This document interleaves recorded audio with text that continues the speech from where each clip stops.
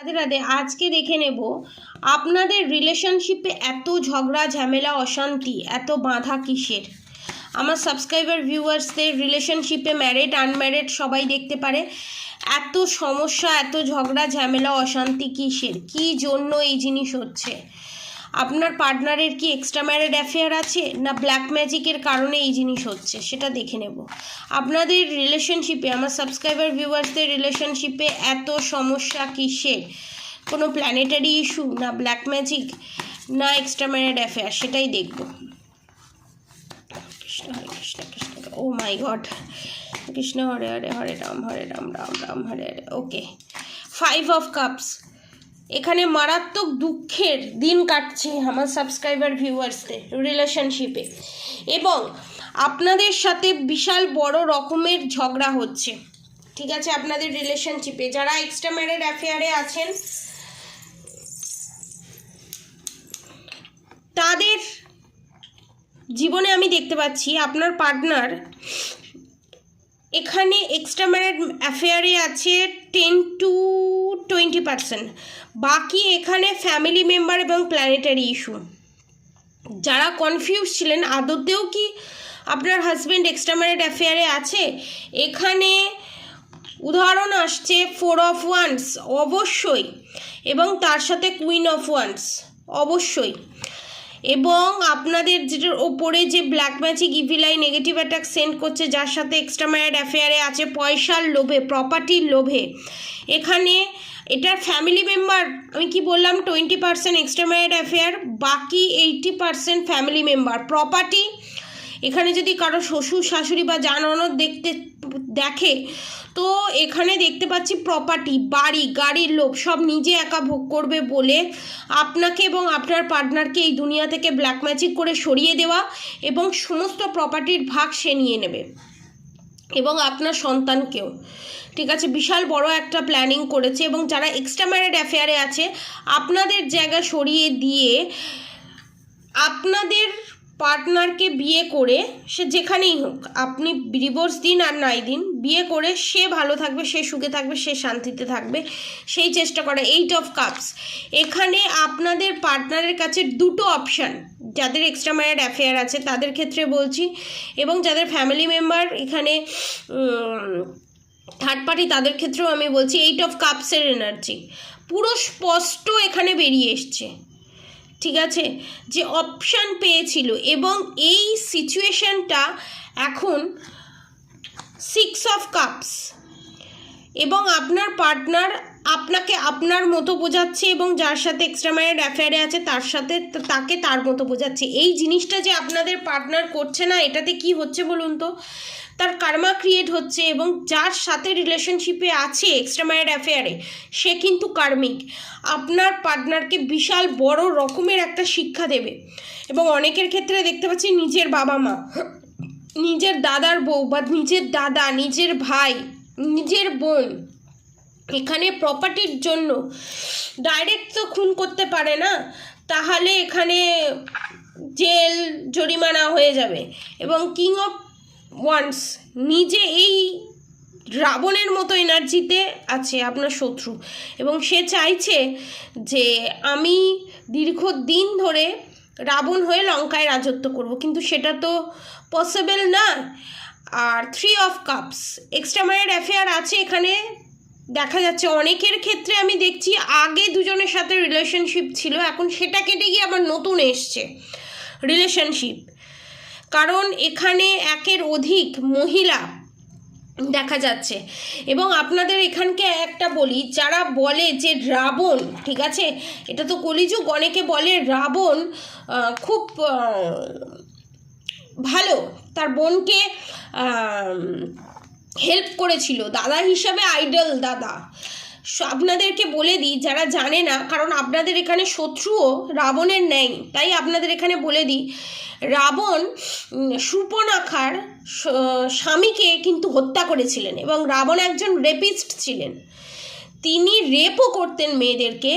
এবং শূর্পণখার হাজব্যান্ডকে যেহেতু উনি মেরেছিলেন, তাই শূর্পণখা যখন ফার্স্ট রামকে দেখেছিলেন তখন রামের এত তেজ ঠিক আছে, যদি আপনারা একটু বই পড়েন তাহলে জানতে পারবেন যে রামকে যেভাবে আমরা রিপ্রেজেন্ট করি, আমরা ভাবি যে রাম একজন খুব শান্ত শিষ্ট স্বভাবের। রাজারা কোনোদিন শান্ত শিষ্ট স্বভাবের হয় না, তাহলে রাজা কোনোদিনই রাজত্ব চালাতে পারবে না।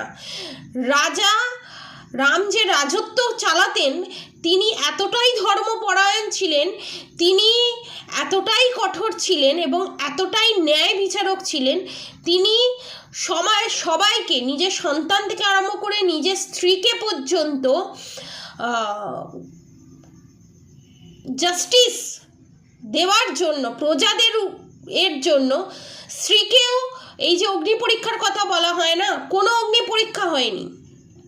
যখন আঙুল তুলেছিল স্ত্রীর দিকে, সীতার দিকে, তখন রাম প্রতিবাদ করেছিল। অনেকে আমরা শুনি যে সীতার লক্ষণ রেখা ছিল, লক্ষণ রেখা পার করেছিল, তারপর রাবণ এসে নিয়ে গেছিল। না, এরকম হয়নি। রাবণ এসছে, ধরেছে, নিয়ে চলে গেছে। এবং রাবণ এমন মানুষ ছিল, সীতাকে বলেও ছিল, এমন উদাহরণও দিয়েছিল, রাম মারা গেছে, তুমি তাহলে নিজেকে আমার কাছে সমর্পণ করো। তখন সীতা সমর্পণ করেনি। তখন সীতা জানতো যে রাম এখনো বেঁচে আছে, কারণ যে অশোক বাটিকায় যে নিয়ে রেখেছিল সেখানে একটা মায়া সৃষ্টি করেছিল, দ্যাট ইজ মায়া, এটাকেই মায়া বলা হয়। ঠিক আছে, মায়া মানে কোনো কিছু পরিবর্তন করে দিল, মায়া হয়ে গেল, দ্যাট ইজ নট ট্রু, এটা সত্যি নয়। এবং রাবণকে বলা হয়েছিল, যদি উনি এত রেপ করেছিল, উনি এত বড় রেপিস্ট ছিল, উনি বলেছিলেন কোনো স্ত্রীকে যদি উনি হাত দেয় তাহলে ওনার সঙ্গে সঙ্গে সমস্ত যে উনি দশমহাবিদ্যা, রাবণের 10টা মাথা কোনোদিনই ছিল না, উনি দশমহাবিদ্যায় পারদর্শী ছিলেন, তাহলে উনি যে কসমিক এনার্জিটা নিয়ে এসেছিলেন সেটা নাশ করবে। ঠিক আছে, উনি ম্যানিফেস্টিং পাওয়ার প্রচুর ছিল, তো সেটার দুরুপয়োগ হয়ে যাবে, তিনি মৃত্যু পর্যন্ত ঘটতে পারে। তাই জন্য সীতাকে হাত দেয়নি, ওই জন্য ছলবল করেছিল সীতার সাথে। ঠিক আছে, তো এই যে জিনিসটা বলা হয়। এবং শূর্পণখা রামকে যখন দেখেছিল তখন ভেবেছিল যে রাবণকে যদি কেউ ধ্বংস করতে পারে তাহলে এই রামই পারবে। ঠিক আছে, যদি বিভীষণই সব করে ফেলতো তাহলে আর রামের দরকার হতো না। একটা কাঠি, একটা গল্প হয়তো আপনি পড়েছেন যে 10টা ব্রাঞ্চ ছিল, কাঠির ব্রাঞ্চ ছিল, যখন একজনকে দিচ্ছে তখন সেটা ভাঙতে পারছে না, তখন 10টা কাঠি 10টা ভাইকে ভাগ করে দিল, পটপট করে ভেঙে ফেললো। ঠিক সেই রকম প্রত্যেকের আলাদা আলাদা কর্ম, মেন যে যুদ্ধটা লিড করার ক্ষমতা ছিল এবং স্ট্র্যাটেজি সাজানো এবং সেখানে যাওয়া, গিয়ে সমস্ত কিছু করা, স্ট্র্যাটেজিটা মেন দিয়েছিল রাম।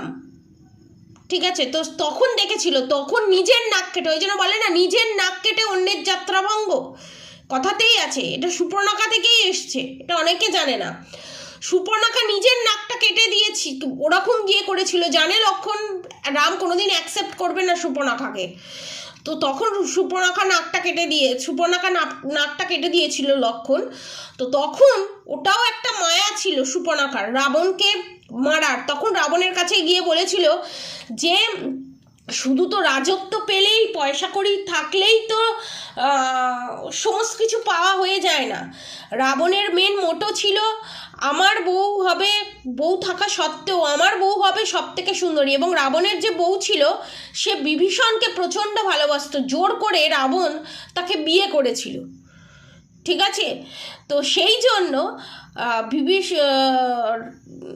শূর্পণখা রাবণকে গিয়ে বলেছিল যে সীতা হচ্ছে সব থেকে সুন্দরী, আর সুন্দরী ছিল, মারাত্মক সুন্দরী ছিল, তো ওকে তুমি বিয়ে করবে, তাহলে তোমার রাজত্বটা রাজশ্রী হয়ে যাবে।